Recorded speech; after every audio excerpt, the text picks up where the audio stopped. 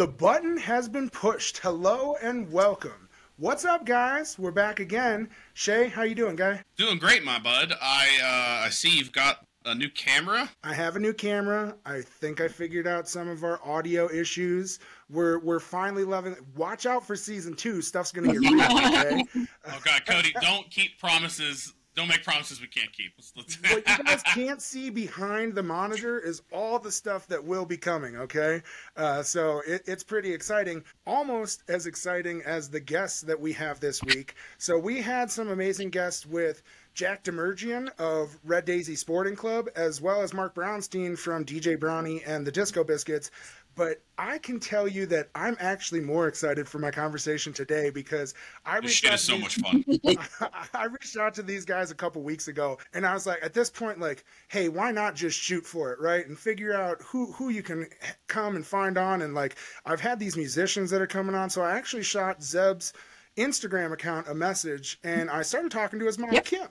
And we started chatting, and obviously I really wanted to learn more about the man, the myth, and the legend, as well as the team, the J Creek Cloggers. So for those of you that do not know, this week's guest is Zeb and Kim Ross of the J Creek Cloggers. How's it going, guys? Going great. Well, yourself? Oh, man, like I told you, I'm excited, Zeb, because for me, like, first off, you guys may not notice him because he cut his locks. Yep. But there was... That's what's different. Okay. That was okay. like... I like the high... Look, Mom's so proud. She's like, it's gone. Zeb, my guy, I'll send you to my dude. He's quick. Did you just cut your hair recently? It's not been too long ago, so it was 3 months ago, roughly. Yeah, so it's still pretty fresh. But especially because it was part of that image. So for those of you that don't know, there was a video that he probably, and we'll talk about this, but he's at a competition at Darnell Farms, or a performance, a performance. It was a performance. Okay, so they were just performing at Darnell Farms. He's out there. He's doing what he's done for a long time, but with the power, I guess, of the internet. It's a double-edged sword. That video absolutely blew up the internet and completely changed your world. I think I was looking, and one article said that there's been over 700 million views of that video. Actually, it's in the billions. It's in the billions. Of course we looked, it was like billions because people share it overseas. It's in the billions. That's all I know. It's just been crazy. Yeah. I can only imagine. So can you talk to those of them who may not know, and for those of us that do, what happened, right? What were you doing? I believe it was Staying Alive was the original audio. There's been so many remixes. The original was just a fiddle tune. As it should be. Yeah, we were at a performance at Darnell Farms in Bryson City. And Zeb just happened to go out. We were short somebody to go out with some of the kids, and so he volunteered to go. And he did. So when he did, a guy was there named Jason Jordan. We did not know him, from Georgia, and he shot the video, and it went viral from there. And I think it was just a moment with I guess the hair, the music, the dance that he was doing.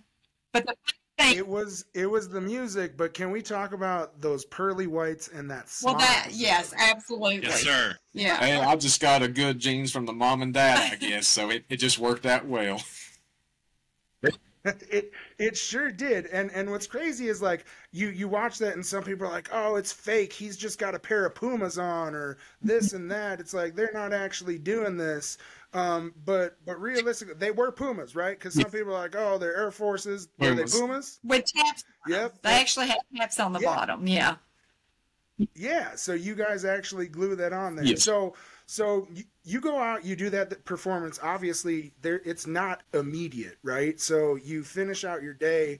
When did you start hearing about the start of this? Well, this is something we've been doing for, 16 years now. So, we just typically, we've been a team for that long, just doing our thing, having a great time. So it's just another fun day. And probably 2 weeks later, at that time, I didn't have a Facebook social media. I just have a TikTok. But some people were reaching out to moms saying, "You've got to see this," and I'll let her take it from there. Yeah, I got a call in the middle of the night. I think it was even that long. It wasn't long. No. And the guy I didn't even have TikTok or Instagram, just Facebook. And I get a call. It's a Sunday evening. And they're like, your son went viral and your dance team. I didn't know what viral meant. I thought sick, virus. I didn't have any. Yep. Oh, no. And which hospital? Yeah, right. Yeah. What's going on? And they're like, no, trying to explain to me. And when I finally pull it up through Facebook, they have it to the hot stepper. I'm like, that's not even what. And I didn't realize people could change music. You know, I didn't know any of that.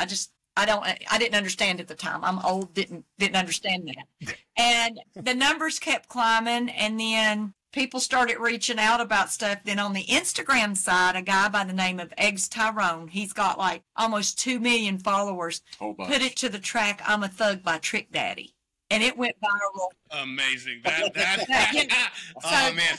I remember the first time someone sent me that, I about died. And that's why, I did too. Same here. Jesus. I finally figured out how to get that TikTok, whatever you call it. Then I finally figured out and secured an account for Instagram, having to learn that. And this gentleman, Eggs Tyrone, was like, "I've been trying to find you." And I'm like, "I just got this account. I don't know what I'm doing." And it went viral on that end from him. And then the rest is, that's insane. I mean, they started calling him a goat, which I'm like, don't make fun of my kid's head. You know, I didn't know what it meant. Yeah, it's an adult singer gang. Yeah, that. Meaning a twin. I don't know. You know, so I've had to learn all that stuff. But it's. I'm sure you've had to learn a lot over the last 3 years. So that was that performance in March of 2022? That sounds correct. Yes, it was. I think March 18th maybe of 2022, and and I did not know the gentleman. He was from Georgia, and we've since become friends. Mm-hmm. And he had just got a TikTok account 6 months before. He didn't know what he was doing either. No one had any idea what was going on. Right place, right time. Everything just came together at a good time. A very fast and. It's been educating. They know him as the blue shirt guy or Jeb. They never get Zeb right.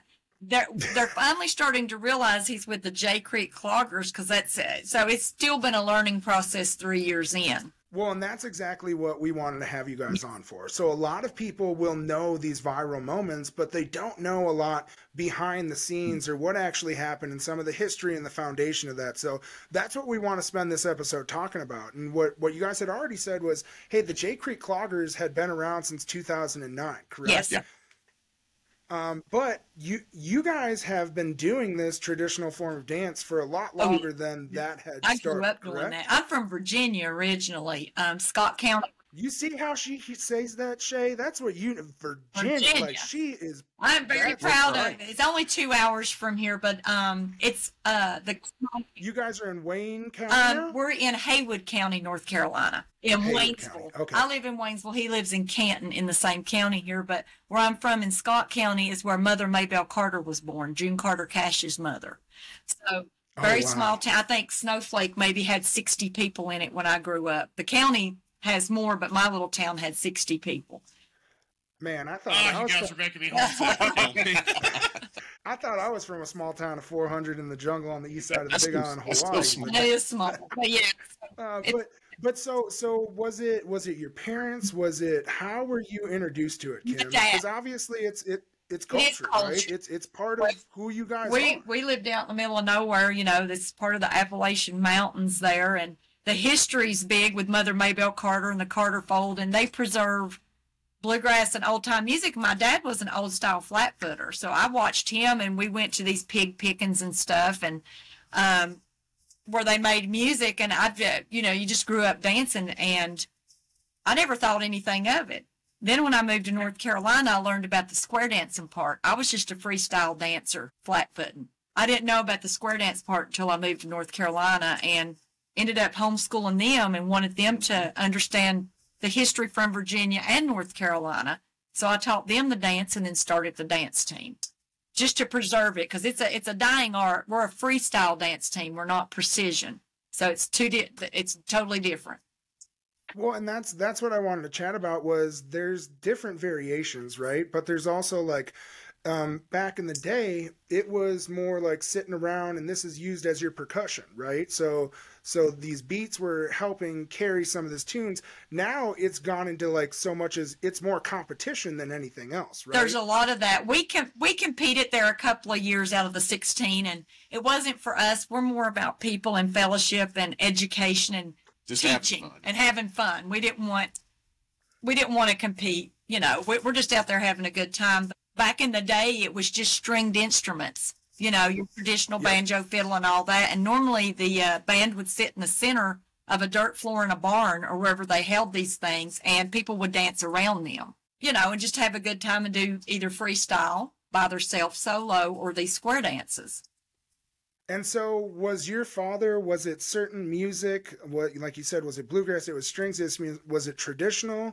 What was it? And then when did you guys start to see the evolution of incorporating some more different variations of music? Now, my dad was just a flat footer, which is, there's buck dance, flat footing, and then whatever Zeb does. Everybody calls it hillbilly sea walking. Whatever it is, it's a mix of stuff. But it's a melting pot, just like America, which is right? wonderful. But Dad liked bluegrass, old time, Hank Williams Sr., whatever had a good beat to it. He could dance to a little rock and roll. It didn't matter, you know.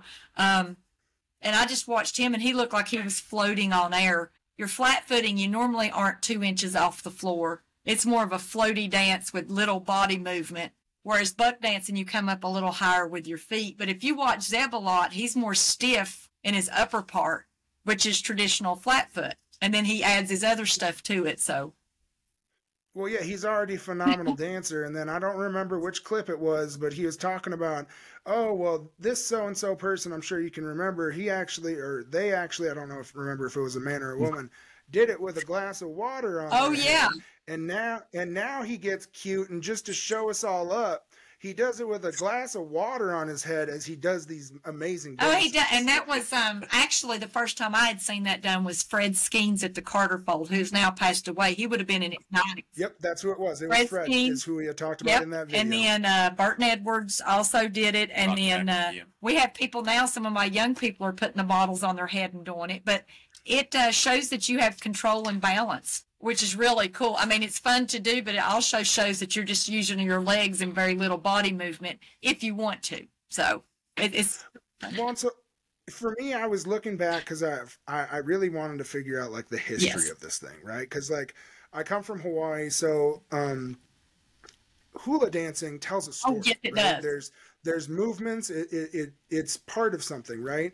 But then there's variations that continue to tell different stories, and then different generations start adding on to it, and it continues to evolve, right? And so like I was trying to look back, and they're like, well, it's buck stepping, it's between like Irish dancing and Scott, like there's so much that comes into it, right? And so are there certain steps, like I know there was, you guys more focus on freestyle, but for the dancing and the tradition of itself, were there stories that they were telling? Was there beats? What was kind of, like, here comes the podcast name.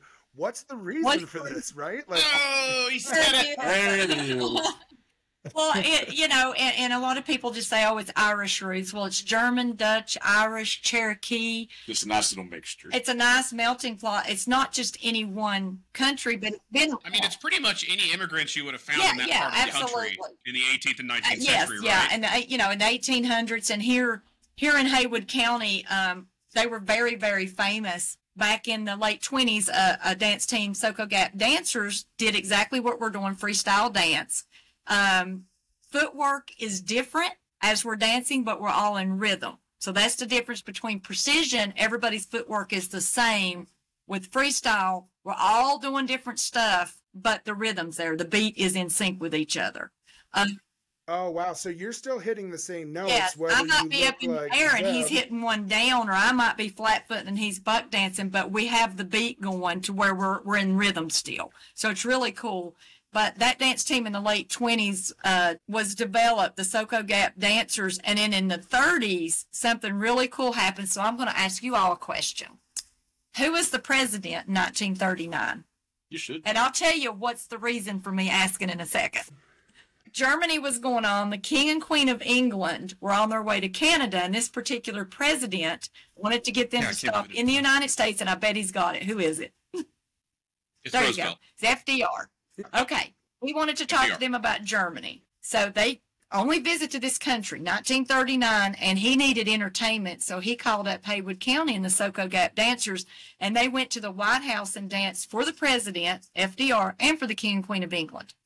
And the Coon Creek Girls from Kentucky, all-female string band, were with the band for that day. So they actually went up there and performed, and they dubbed it, it's in the Digital Library of Congress, the picnic that won the war, because they allied with us. That's so awesome. We're on the map for that, which is huge. Also, North Carolina is given credit. Most of your circles are continuous in square dance. North Carolina was first to break those circles into individual circles in the 1800s, and we're given credit as a state for doing that.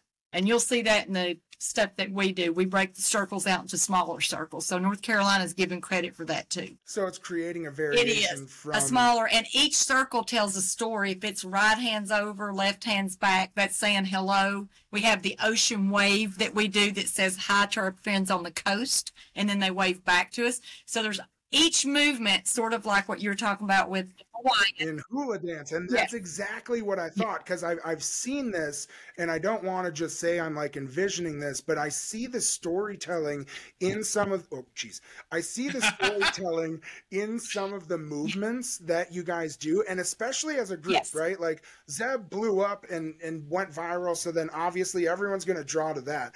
But what's really powerful is when you come back to the J Creek Cloggers and you see you guys working in unison, right? And it looks like you can be telling a story, but also there's things in between that I'm like, okay, I have no idea. And that's why I was like, I want to ask these people. And they're specific.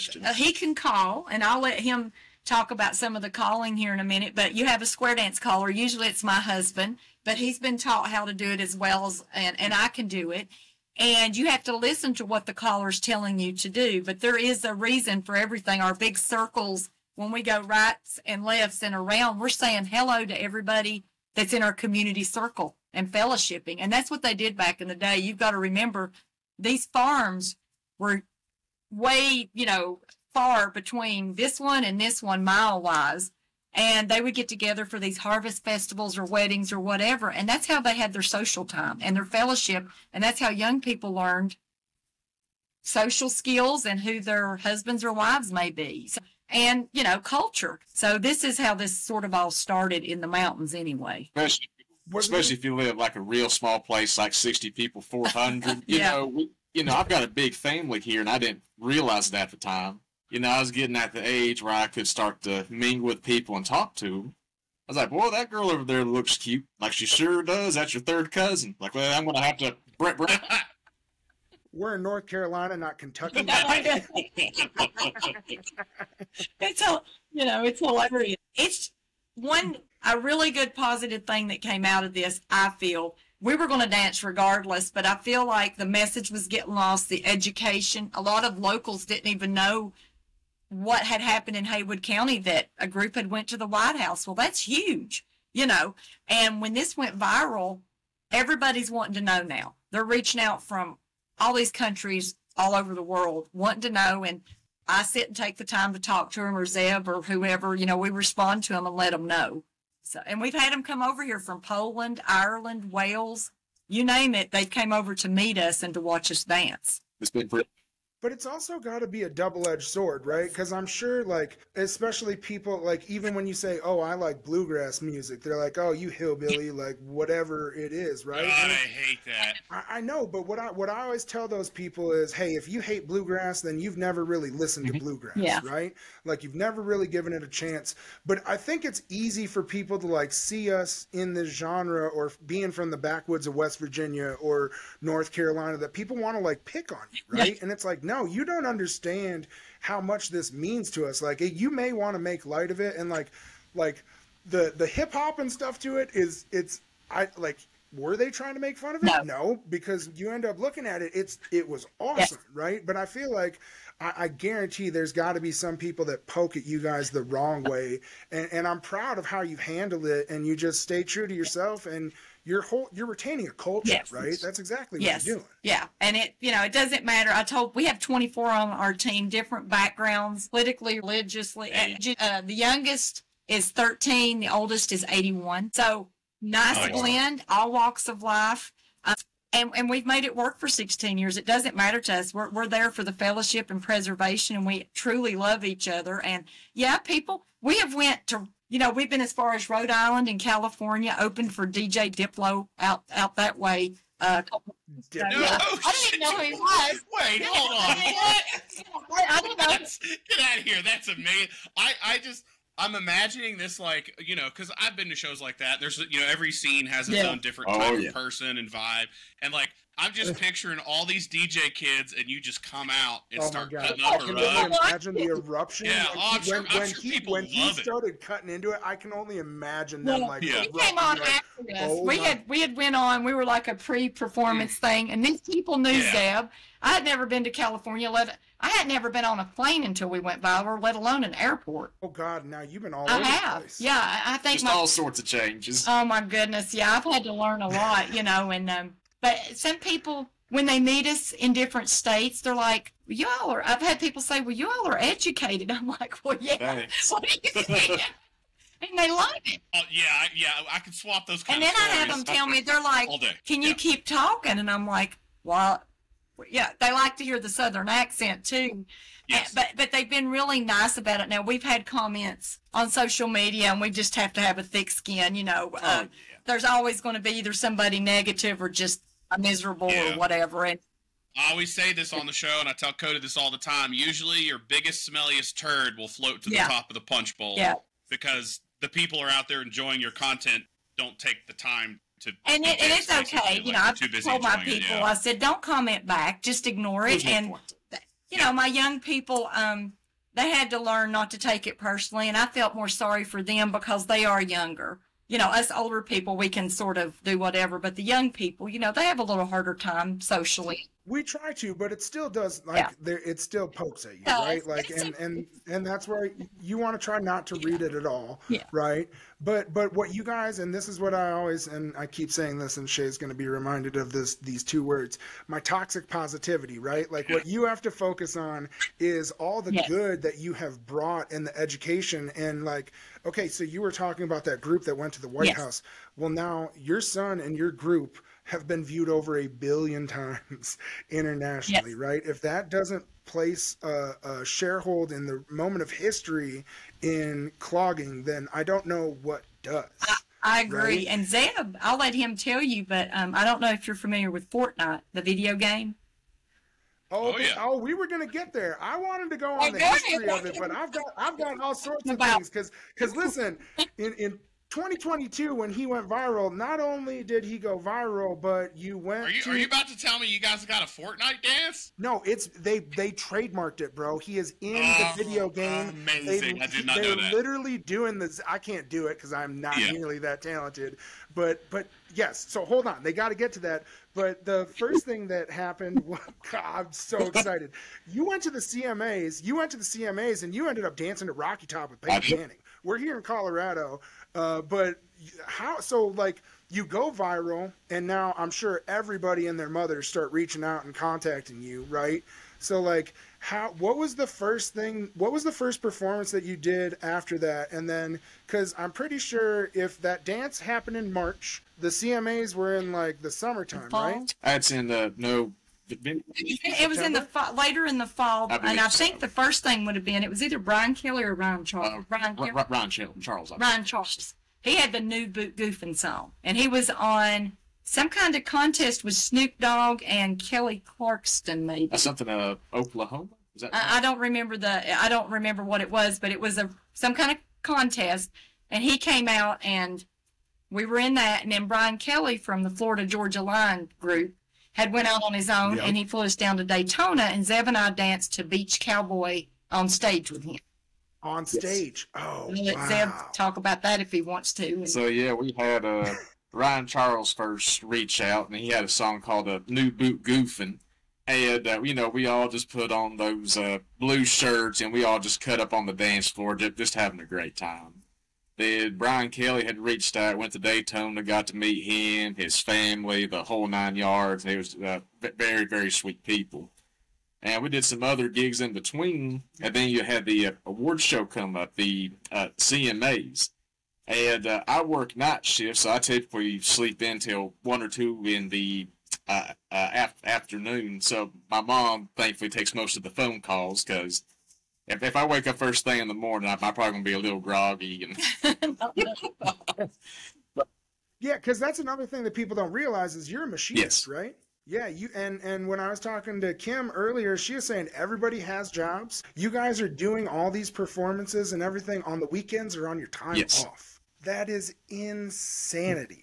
And I can only imagine, like, going from, like, hey, we got these things coming up this weekend, and then now going viral, and you're like, oh, we got to go Florida to go dance on stage. Like, I'm sure that was a whole new world. How was it navigating some of that? And then didn't you do something on New Year's too? Now, New Year's this year, we were at the Omni Grove Park. They did the North Carolina Best of the Best for the state of North Carolina, and our dance team was chosen to be part of that. So we were, in January, we were here at the Omni Grove Park. Yes. That's amazing. Yep. When did the Fortnite thing come about? Because, I mean, like, you look up, Zeb, like, everybody wanted a piece of you, right? Like, you go viral, and it was like, it's so wholesome, right? Like I said, that smile, it's just infectious, right? The dance moves are insane, right? Because you're like, wait, that dude has, like, the strongest ankles I've ever seen in my life. Like, how he probably has never rolled his ankle in his life. He just, like, turns it into a dance move, right? Like, how does this happen? And what did it start? When did you start realizing, like, okay, this is different? Again, we've been a dance team going 16 years or whatnot, so we're used to performing, and we would mainly perform locally, but sometimes we go to a neighboring state, to Tennessee, Virginia, whatnot. And all of a sudden, we were getting calls like, hey, can you come out west to Oregon, Texas, up north of Rhode Island? It's like, hey, if you'll pay for the airfare and the hotel and give us just a little extra money for food, we'll be there. Absolutely. I mean, that's amazing. Yeah, I mean, we're just here for a good time. Now, Fortnite, I'm not sure when. Was that a year? It was about a year later. I think. I had only played Fortnite once before, but I knew that you could add, like, little things to the character on there, dance moves, attire, that type of stuff. They had reached out. I was like, hey, we want to add your dance moves to Fortnite so people can make a purchase and add that to their person. Like, that's amazing. I never thought that anything like that would happen. I mean, to me, it's still crazy. So he's known as Fast Feet, I think. The Fast Feet emote is Fast Feet. That's awesome. Did you have to go to one of their, do they do that just based on your videos, or do you do, like, the full motion capture where they put all the dots on you and you dance When they out? first, I thought like you, I know before you have to wear out all those little green balls around your butt to capture your moves, but no, they just took it from a video and they were able to move that to the character, and so I didn't have to do anything, just say, yes. Like, sure. Just agree to it. That's awesome. And that's like the CMAs, when they reached out, I thought it was a scam. Yep. I mean, and I'm like, and then they reached out again, and I'm like, okay, this is real. And they were wonderful. I had never been to anything like that. I was on the main floor sitting, but we got to see everything come together the night before and watch how the wheels turned and everything to get ready for that award ceremony. But it was just an amazing time. Yeah, before, they wanted me to be a surprise, so they kept me off the red carpet and just went directly backstage. Oh, they did. Swooped you in the back door. That's awesome. So, back there. You're the sprinkles on the cupcake, like, so what had happened? So they just roll you in the back, and then somebody's there with a walkie-talkie that's like, all right, you're gonna come out. Basically. So yeah, I had to get there early. We had rehearsed the day before just to making sure the song worked. Go up there, dance for just a few seconds. Then the day of, they just wanted me to be backstage, and when they were ready, they would give me a holler. But in that time frame, again, no one knew I was there, so other people were backstage like, hey, we know you, size. And yeah, how cool was that to like see some of these people that like you're like, man, these are some of the biggest names in country music, and now they're going, oh, hey, look at that guy. Yeah. Like, and of course they never get to know your name, right? You're like, oh, you're that guy, right? Like this podcast happened from some stupid moments where I was the chair guy, right? But nowhere near what happened with you. So what were some of those interactions like? Did you have any fun like conversations with folks in the backstage? I did. So I'm bad with names as it is. I've been trying to get better. So they knew me, didn't know my name, and I knew them. I didn't know their name, so it worked out pretty well. And Kelly had saw you back there and didn't realize you were there until it was almost time for him to go on. Yeah, I got to meet, of course I got to meet Peyton Manning, Luke Bryan. Because they were both on stage, right? But I did get to meet both of them beforehand. Luke Bryan, we were in the Eden room, which is my favorite place to be in there. Yeah, we love food as it is. Now, he saw me from afar and actually approached me. And he had a friend that looked a lot like me named Chad. So we actually FaceTimed his friend on his phone just to say hi to him. Oh, no way. Be like, hold on. Yeah. Yeah, I also got to meet Parker McCollum. Yes. One of the Judds. Winona. I try to say her name, but it's not. And Jeannie Seeley was in the dressing room with us too, which she's an older country music artist who I love. So and there was other people as well, but yeah, it was just great to just kind of hang out from the room I was in. We still had TV, so we could see everything that was still going on. So I was just kicked back, relaxing, just enjoying the moment because. Again, I never thought I would be in anything like that, and you never know how long a moment's going to last, so you just sit there and just try to take it all in. Yeah. So, was there any? Because I mean, it didn't stop there, right? And I'm sure it hasn't stopped. You guys said that you just did something. Was there anything that you were surprised, like? Wait, who are you? You're calling me to do what? Was there anything that you were like? Wait. We've had a few. Definitely the Fortnite thing. That was a big one because a lot of people, they had seen the dance moves and they said that looks a whole lot like the blue shirt guy. Again, they have no idea what the name is, but the blue shirt guy. And we've had a lot of artists reach out. Brian Kelly again. The most recent one was probably Cole Swindell. Which he was like super friendly somebody. I actually got to go to one of his concerts, got to meet him backstage, and we just thought we would kind of hang out a little bit. He was performing and then danced to one of his songs. What we didn't know is that they were actually secretly shooting a music video for one. Oh, God. And it was a song called Drinkabot. So, and it was just kind of things that happened throughout that night, the concert, him performing. And Cole wanted me to teach him some of my moves, so that was actually in that as well in the video. So we were just cutting up and just having a lot of fun. And then they brought him out on stage for that video. But I would say 3/4 of the way through, you'll see Zeb actually at the Thompson Bowling Arena in Knoxville, Tennessee on that stage dancing live to Cole. And then he ends it by saying hey to Zeb at the very end of that video too. So that was really cool. It was a lot of fun. That's super awesome. Was there a place that you went, like, because Kim, you said that you had never been on a plane before, right? So Zeb, had you done any traveling? Has there been somewhere where you, and Zeb, okay, you're talking to two folk that like to eat as well. Was there somewhere that you went where like, man, I had this meal at this place and it was out of this Rhode world? Island at the it was the Misquamicut or something festival in Rhode Island, and I had what was the name of that? It was right on the beach, a restaurant. The Windbreaker or the Windjammer, and I had my first lobster hamburger, but it had hamburger meat but lobster on it too, and it was out of this world. And of course, you get seafood here out in the mountains, and it's not, it's good, but it's not fresh. Not fresh, not like.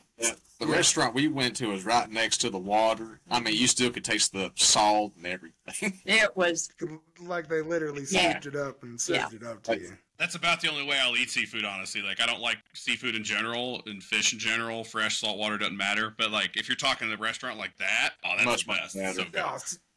And he kills me. I give him such a hard time coming from Hawaii. I'm like, bro, please stop. Like, that's all I lived on, right? Like, it's polar opposites in that world, but it's funny how things work out like that.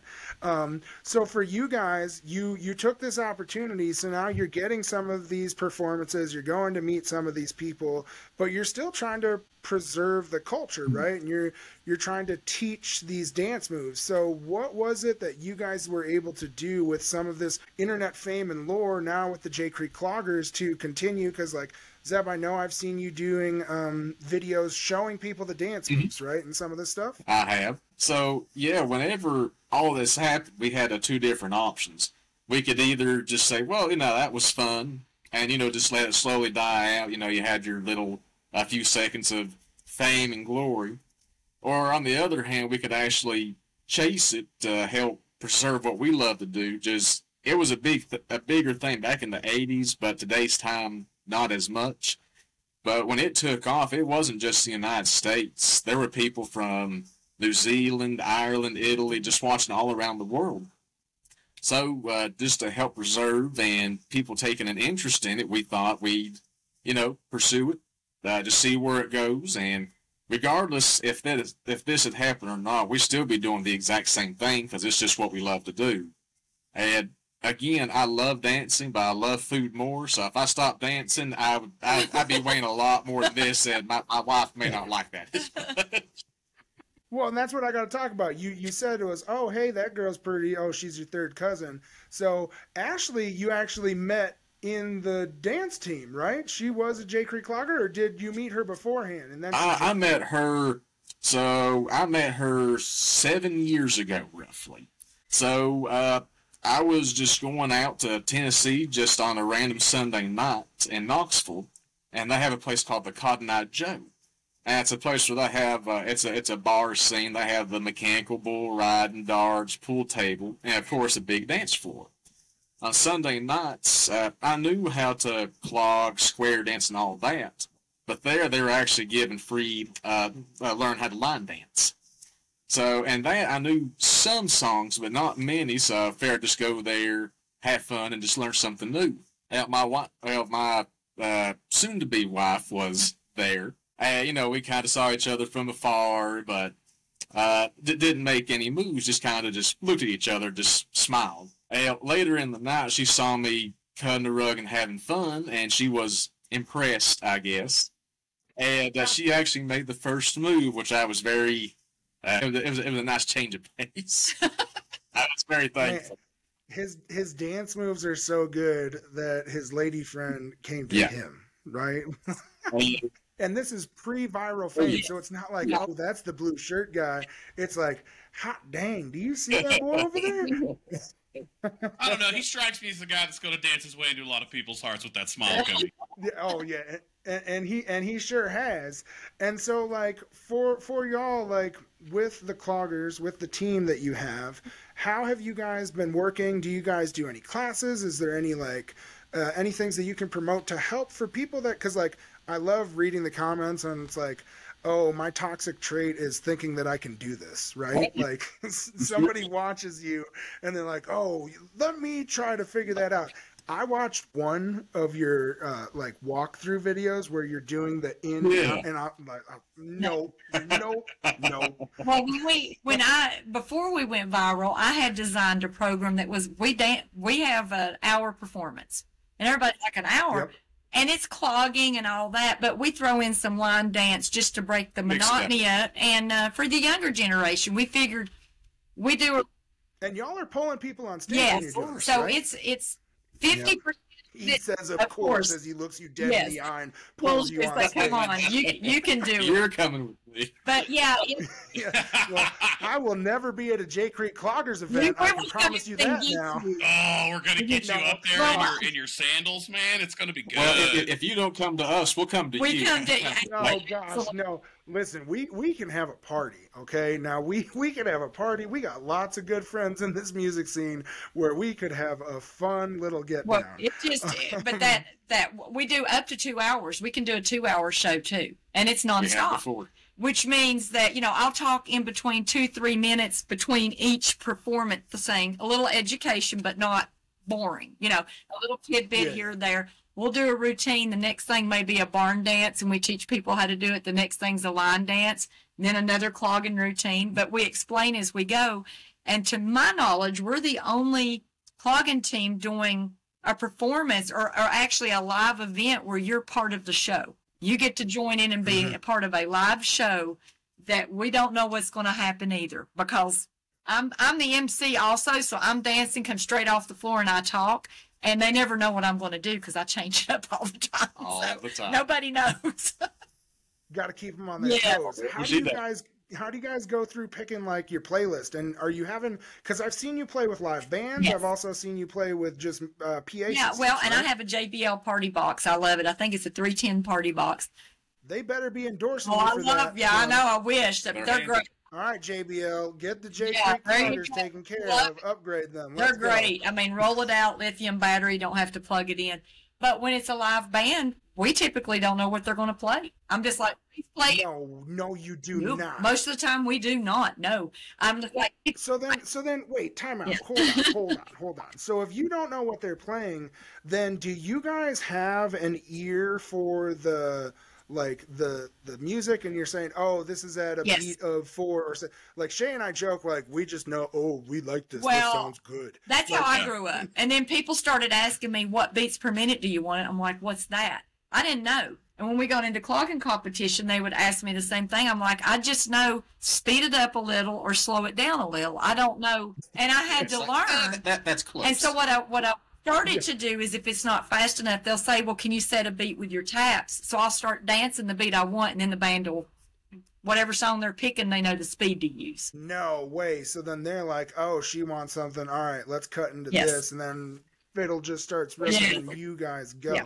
So then a lot of the times, especially with some of the improvisation of bluegrass, you're just going with them, right? So if they're going deep into a solo, you're just flowing right through all of it? Yeah, and it's, a lot of times some of these places, the band will be the main draw. We have our 1 hour shows and 2 hours ourselves, but sometimes they'll say, can you come in and do 2 or 3 routines to this live band? And whatever they pick, as long as they can play for at least 7 minutes straight, because most of our routines, we dance solid for 7 minutes when we clog to get through our routine. So those musicians have to keep that same speed for 7 minutes. It's a workout. Yeah.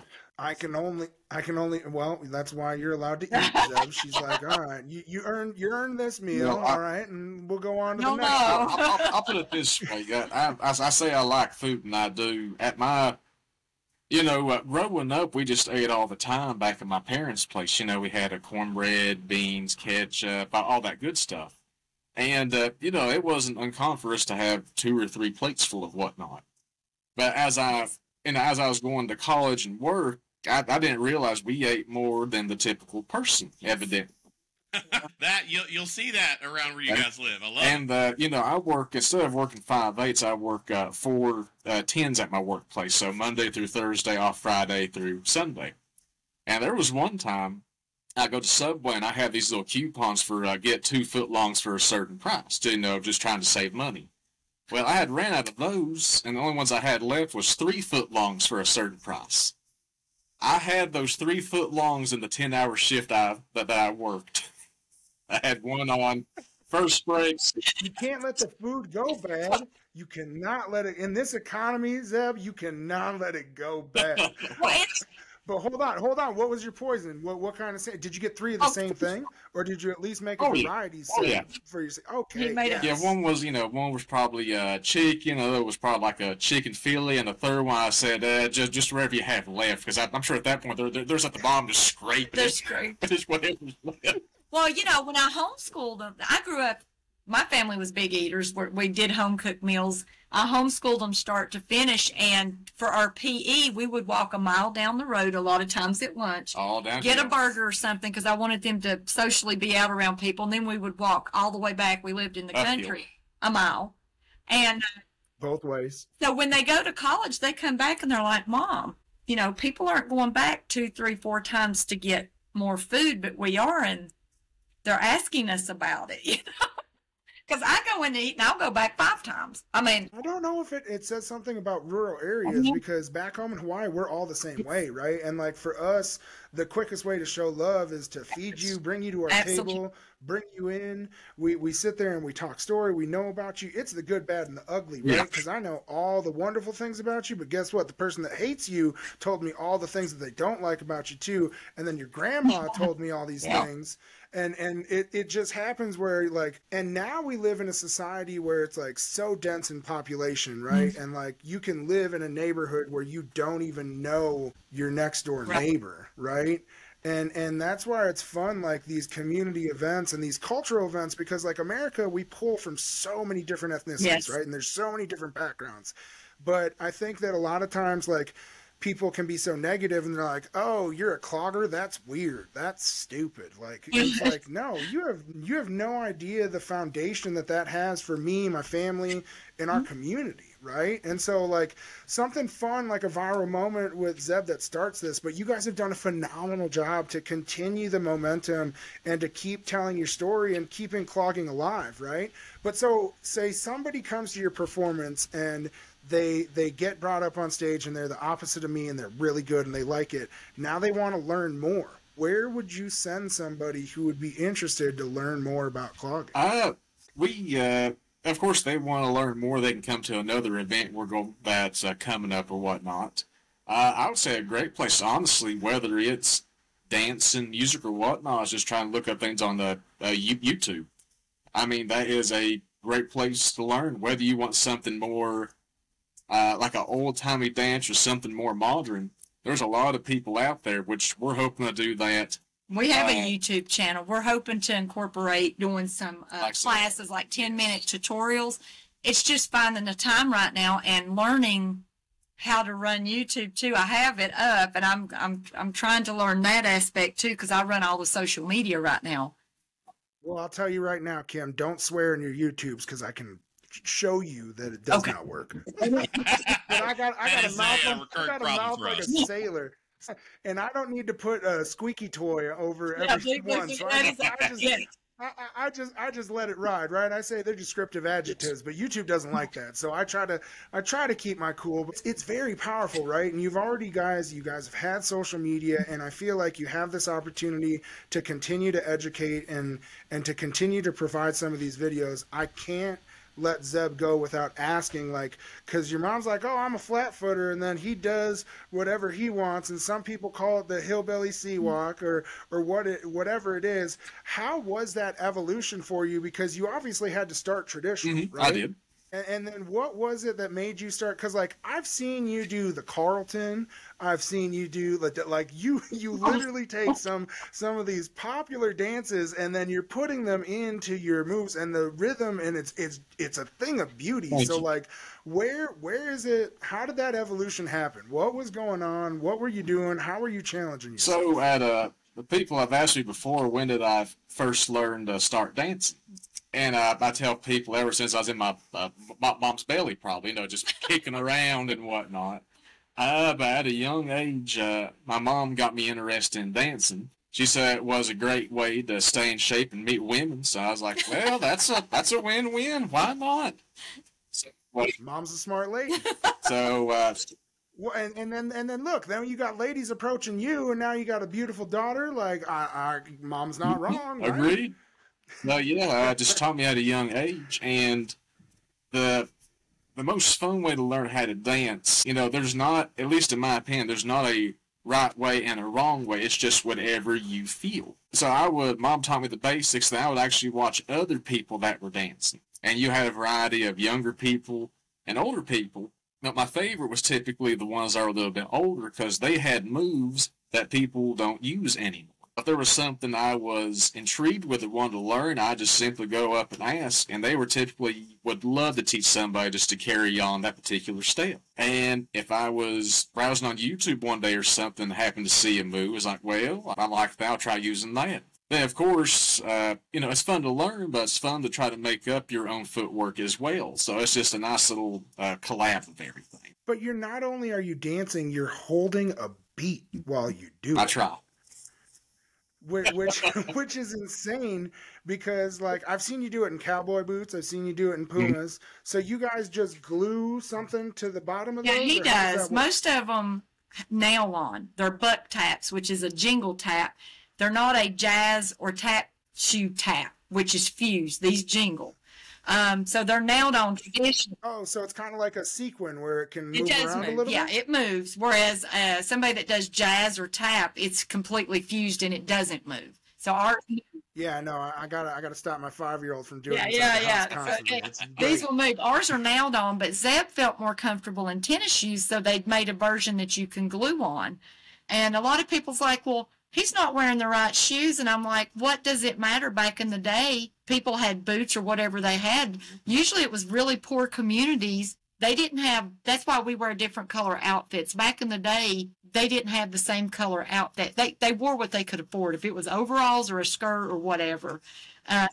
Yeah, I mean, most people didn't have a chance of clothes, right? Like you maybe had an extra winter layer or non-winter layer, but that was just the way that it was. You know, they had dirt floors, they had whatever, or they would move the furniture out of the house and they would put it in the lawn, in the front yard. And your square dance, if you think about the houses back in the day, they were boxed. So when they went to make a circle, it made a square dance. They were making the shape of the room, you know. And then when it became barns and stuff, they had open areas where they could actually make a circle. But it doesn't matter. You know, people's like, well, you have to do this or that. I'm like, we're not in competition. There is no rules. We're out here having fun. Our crinolines are handmade. And we just had a gentleman, Adam Dayton Gibson. I think he's from Georgia, had been in Nashville. He's a songwriter. He has written songs for us now. We have our own J Creek Cloggers song called the J Creek Stomp and Claude's Mountain Shuffle, named after my grandfather from Virginia, and they are amazing. We clog to them now. We just got those, a month ago. Really? He presented us with this thing and said, here's songs I've written for, and we love them. And where did the name J Creek Cloggers come from? Because I know everybody thinks it's Jeb, but it's Zeb, so it's not the Z Creek Cloggers. It's Jonathan Creek. And if you are on I-40, Interstate 40, there's a Maggie Valley, North Carolina exit. And when you get off that exit, Jonathan Creek runs down that road and cuts back into Maggie Valley, and that's where I'm living. So when I started the team, Jonathan Creek, but the locals call it J Creek. And it was actually named after a man that settled the area around 1788 named Jonathan McPeters. So I looked the history up on it, but we shortened the name to what the locals call it, J Creek Cloggers. Just keep it simple. Yep. Or JCC. Yeah. That's super awesome. How far are you guys from Asheville? 30 minutes. Okay, so Billy Strings and Billy Strings management team. Oh, please, we would love to hear him. Do it. Let's please, get these I've guys never on been stage in Asheville next year. I would love to. A lot of fun. Yes. Oh God! All right, you heard it here first. Let's go. Zeb and Kim, thank you so much. Can you tell folks where they can follow you? I know, Zeb, you have TikTok, and then J Creek has some socials as well. Where can people go and they can stay followed up, see where you guys are performing, what's coming up? How do they stay in touch with you? It's the letter J, creekcloggers.com.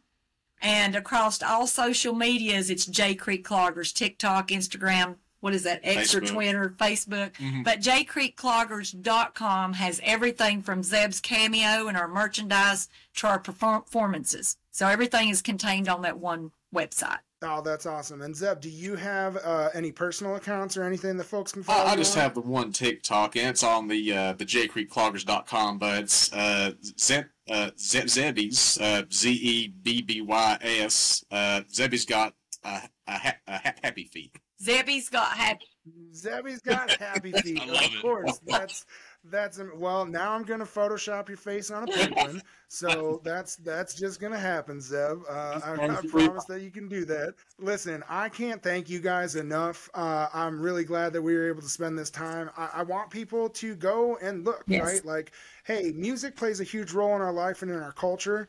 dancing is part of that. Dancing is an art, right? And so seeing some of these things, look behind the curtain, right? See what else is out there. What are some of the historical contexts? How does this happen? Go check it out. And then you may just end up having a billion views. True. You never know.